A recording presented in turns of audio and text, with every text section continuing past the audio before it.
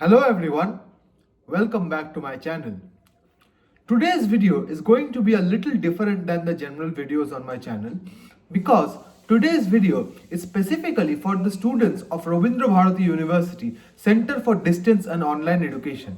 Yesterday, the first class for the session of 2024 to 2025 has already commenced, and as it happens every year, there are many questions in the minds of the students who have just started their MA degree at RBU CDOE. And since I have been working as an assistant professor at the Department of English at RBU CDOE since 2021, I thought that this would be the perfect opportunity to share with you the structure and the curriculum of RBU CDOE English with everyone out there. But that will be done at a later video. Today, I'll tell you everything that you need to do in order to successfully complete your MA degree at RBU CDOE, and most importantly, what do you need to do in order to appear for your internal assessment examination. So, this video is not exclusively for the students of English, but all the 11 subjects which are being taught at RBU CDOE can see this video and learn a thing or two about their internal assessments, though I will be using examples specifically from the English department to make my points clearer. So let's begin. Rabindra Bharati University Center for Distance and Online Education offers MA in 10 subjects and MSW as well. So if you are already a student at RBU CDOE, on behalf of the university, I welcome you to this course. And let me tell you that there are 4 semesters, and in each semester there are 5 courses, and in every semester you are required to appear for one internal assessment examination. Let me tell you a little bit about this internal assessment examination. The question paper of the internal assessment examination is uploaded on the university website. The link will be given down in the description, and I'm also mentioning it here in the video. It is www.rbucdoe.ac.in, and if you go to the website and you click the menu, then you click academics. After that, you will see internal assessment question paper. When your session's question paper will be uploaded, you can find it there. For the new students, please remember that you belong to the academic session 2024 to 2025. Any document that says any other academic session automatically means that that document is not meant for you. So once the question paper is uploaded on the university's website, all you have to do is attempt the questions that are given. Now, if I take into consideration the question paper pattern for English, I have to mention that there are 5 courses for each semester, which is true, I think, for all subjects, and you have to attempt 1 question for each course for all the 4 semesters. Now, you have to do this internal assessment at home and then bring it to the university to submit to the departmental faculty members. There is a dedicated deadline for each subject, and all these deadlines are uploaded on the university website's notice section. So I would advise you to follow the university's website closely every day, at least once. And this is the website where you will get all the PCP schedules, all the notice for your examinations, form fill-ups, admit cards. Anything that is important will be shared to you through the website. Here, it is very important for me to mention that Rabindra Bharati University Center for Distance and Online Education does not have any official WhatsApp group for its students, and there is also a notice on the university website to this effect. You can go ahead and check that one out. Any information that you get from any WhatsApp group should be taken with a pinch of salt, and you should cross-verify the information with the information given on the university's website. And anything that has not been officially declared by the university cannot be verified by any of its faculty members, because all the communication that the university does to its students is generally done through the university's website. So I am mentioning it time and again that for all official information regarding the university's Center for Distance and Online Education, your one-stop solution should be our website. Now, let's come back to the internal assessment. Once you get the question paper, you are then supposed to write the answers. But before writing the answers, let me tell you a very important piece of information. Submitting the internal assessment's answer scripts is of paramount importance, because if you fail to submit the internal assessment's answer script, you won't be eligible to sit for the semester exams. On the other hand, if you submit the internal assessment's answer script and you somehow don't manage to sit for the semester exams, you would still be promoted to the next semester and you will be able to appear for the semester exams in the supplementary year, that is 1 year later. And if you miss the exams for the first or the second semesters, in all probability you won't be losing out a year either, because the first semester's exams are held in concurrence with the third semesters and the second semester's examinations are held in concurrence with the fourth semester's exams. So that's it about the brief introduction about the internal assessments. Now, when you are submitting your internal assessments, here I'll be talking specifically about the English department's requirements, though the requirements are more or less the same in almost all the departments. Firstly, you have to arrange the internal assessment in a particular order. For that, you have to download something called cover page of internal assessment. Where will you get this? You guessed it right. You will get it on the university's website. When you go to RBU.CDOE.ac.in and then you go to menu, you will click on academics and then you will see this subheading called cover page of internal assessment. I'll show it to you right here on your screens. This is what the document looks like.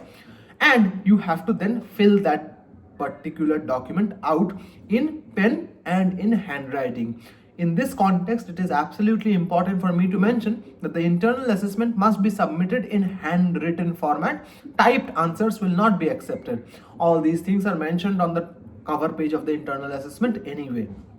So first comes your roll number. You have to copy this from your e-ID card which has been given to you from the university's portal. Then comes your subject. For English, you will write English. It's a no-brainer. Then comes your SUIN. At the very bottom of your ID card, you will find this SUIN. You can copy it from there. And then you have to write your name. Please remember that you have to write your name in capital letters. Don't write it in sentence case, just use the uppercase.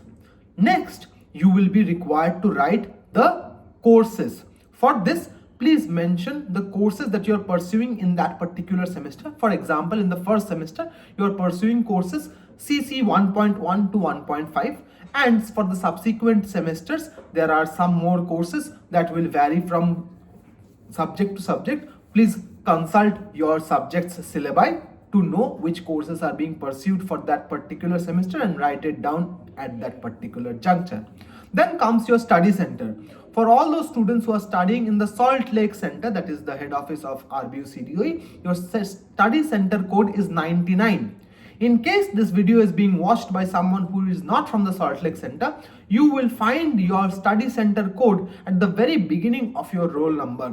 For example, those who are studying at the 99 center, your first two digits of your roll number are 99 and then there's a slash. If you're studying in a different study center, these two numbers will be different, and in those two numbers, you will find your study center number allocated. You have to copy that down and write it in that study center number. And then you will write the assignment number. This will again depend on your subject teacher. For English, for the first semester, you will write assignment number 1. And then you will write maximum marks 5 into 10 is equal to 50. Please don't fill out the column which writes marks awarded. That is for us, the faculty members, to fill out. Right. After that, the lower portion of the cover page is not for you to fill out. Don't bother filling it out. You are done filling out the top sheet. After you have filled out the top sheet, then you need to put your e-ID card, a Xerox copy of it from the university's website. You should self-attest it, that is, you should put down your own signature at the bottom of your ID card to know that you are the one submitting that assignment. Then you are supposed to download the question paper from the university website and include it in your internal assessment submission. After that, you are going to give an index. What does an index mean? It means you will put down the CC number on the left, then the number of question you have attempted, that is question number 1, 2, 3, whatever, and then the page numbers that the answer for that question can be found at. For example, if the first CC is questions answer can be found in pages number 1 to 4. You will write down that, and concurrently you will make the list for all the 5 courses. Then you will arrange all the 5 courses answers in chronological order. First CC 1.1, then 1.2, then 1.3, then 1.4, then 1.5, and then you will take all of these together and then you will stitch it. Now this stitching instruction I am giving specifically for English. If your subject has a different instruction, please find it out from your faculty members. This is probably not universal for all subjects. Please consult your faculty members to know what type of assignment submissions will be accepted in your department. For students who are studying English at the 99th center, you are strictly required to stitch your assignments at the top left corner or across the left spine and submit it. Any kind of stapled, channel filed or spiral bound answers will not be accepted. Also, I need to make it clear that you have to submit only one internal, and in that single internal you will have only one cover page, one ID card, one question paper, one index and 5 answers arranged in this particular order. So this is what you need to do in order to fulfill the criteria of appearing for your internal exams.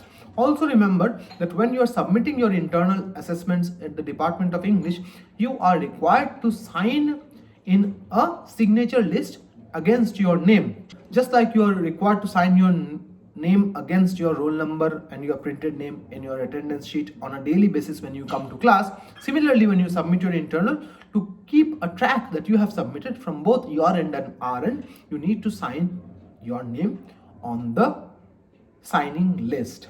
So this is what you need to do in order to appear for the internal exam. Once again, let me repeat that if you don't appear for this, you won't be able to sit for the semester exams. So please keep an eye out on the website and check the question papers, and as soon as they are available, please check when the deadline for that is given and then submit it on or before the deadline. Generally, you should submit the internals on the days when there is a class, which is called the personal contact program. I'll also take some time to talk about this a little bit in a further video if this one gets enough views. But this is what I wanted to talk about. If you are a newly admitted student to RBU CDOE, again I welcome you, and if you have any doubts or want to know something in particular, you are more than welcome to comment down below. And if you have learned something and if you have a friend with whom you need to share this video, then don't wait, go ahead and do it. And if you like it, please don't forget to like, comment, share and subscribe. I will see you in the next video. Till then, hasta la vista.